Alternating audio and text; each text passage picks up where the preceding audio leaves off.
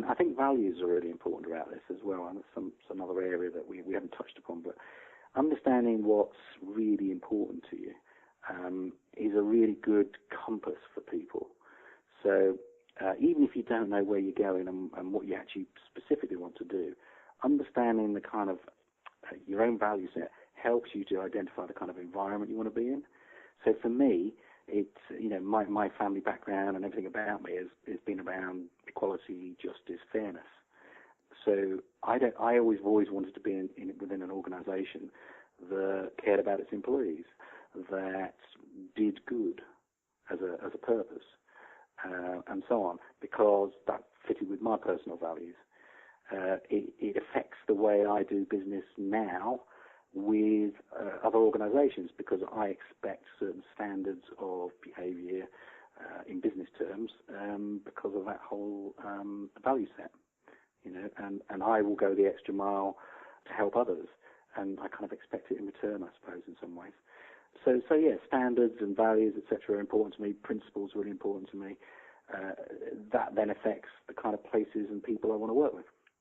And as you mentioned at the beginning of the interview, it's that period of reflection that you have transitioning from university to work, where you can, begin to think about what it is that you want and the type of company that you want. And if you can do that thinking at the beginning, it's going to save you so much trouble down the line. And it's and you can get help for that. You don't have to do that alone. And I go back to what I do, which is helping people to think that through.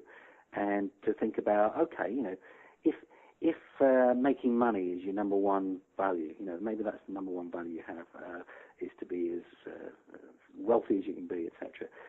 But also, another value you have is family time, which is going to come out on top if they compete.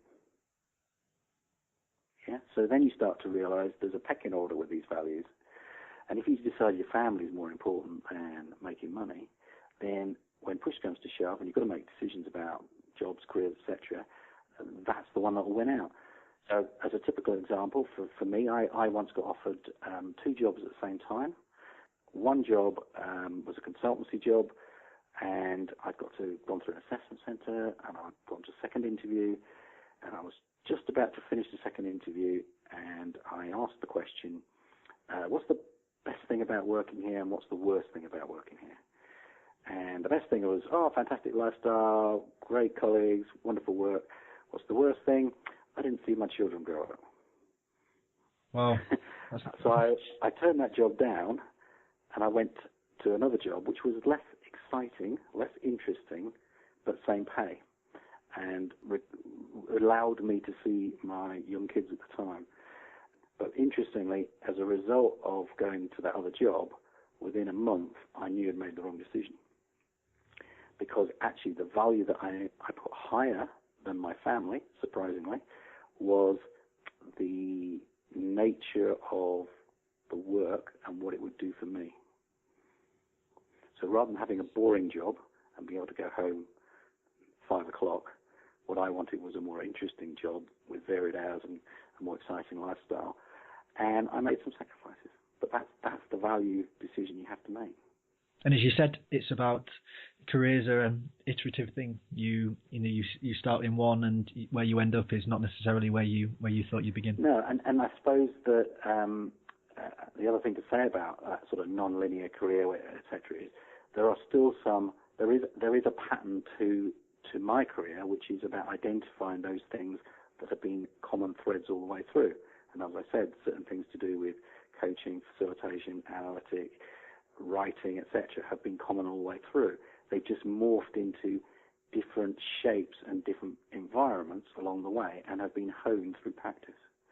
And I think it's that kind of understanding of yourself and reflection you need to do throughout your career. And when you're starting out, you have to start to pay attention to that, because too many people of my generation have got to the other end of their careers and said, I didn't pay enough attention early on, and I've ended up somewhere I didn't want to be. So listeners, wise advice there from David about having those thoughts at the early stage of your career so you can benefit from it instead of looking back in anger when you get to the end. Absolutely.